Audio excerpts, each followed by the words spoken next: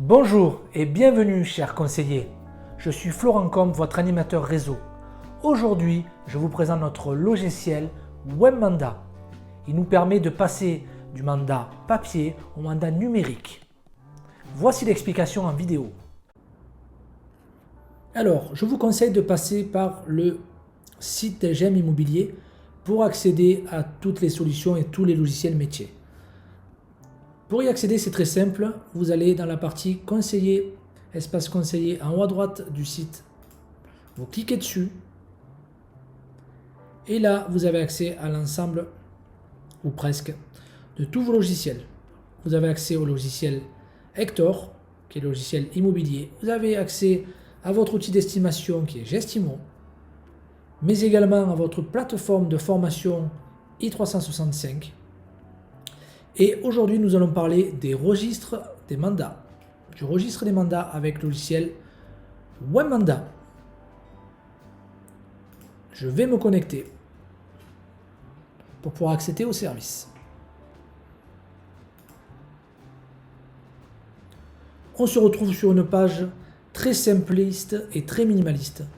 Je vous demande aujourd'hui de bien vous concentrer sur la partie mandat. Le reste, on n'y prête pas attention, que ce soit document, compromis, fin de mandat, on n'y prête aucune attention. Donc vous étiez chez votre client, vous avez appelé le numéro et vous avez généré un numéro mandat. Une fois que vous appelez le service téléphonique avec le numéro, vous avez généré ce numéro mandat, ça crée directement une ligne dans le logiciel WebManda. Si vous avez utilisé 2 fois dans la journée le numéro pour générer un numéro mandat, ça vous créera une deuxième ligne. Donc il faudra traiter ligne par ligne.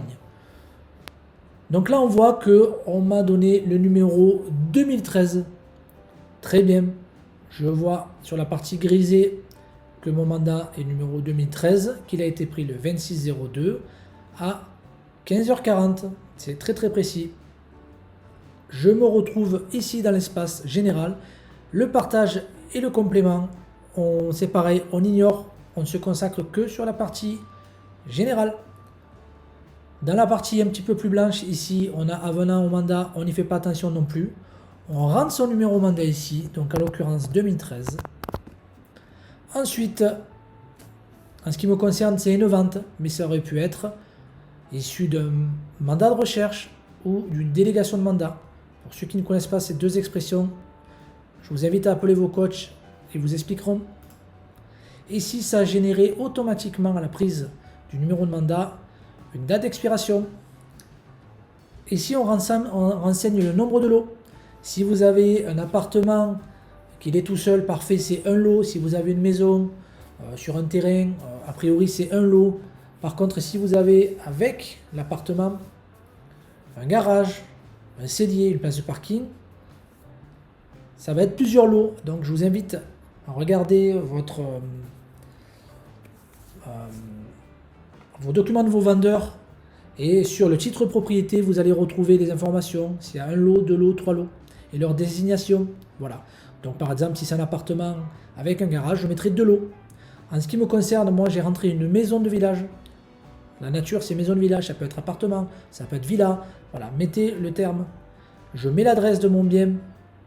Ici même, à droite, je mets mon prix de vente, frais d'agence incluse, ma commission TTC, et ça va me calculer tout seul le pourcentage.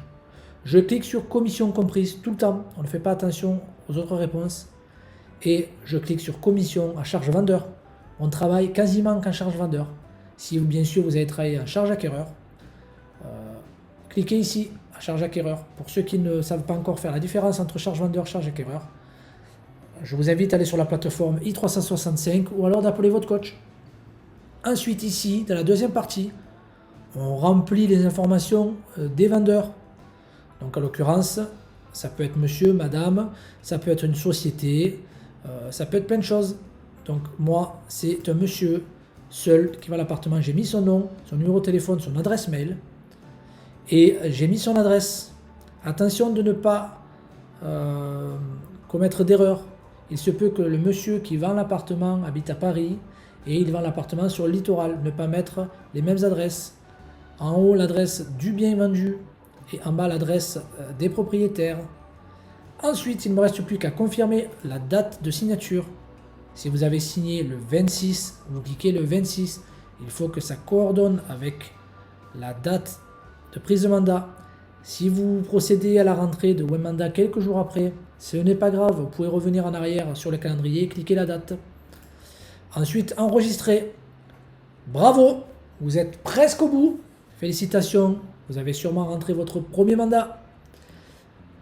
Il ne vous reste plus que 15 jours pour envoyer votre mandat original au siège. Attention, il y a les délais postaux. N'attendez pas le 15e jour pour l'envoyer parce que vous risquerez, et c'est même sûr, d'être bloqué. Donc je résume, je l'enregistre et j'ai maximum 15 jours pour qu'il arrive au siège le mandat original. Voilà, j'espère que le tuto sur WebManda vous aura plu. Je vous souhaite une agréable journée ou une agréable soirée. Je vous dis à très vite.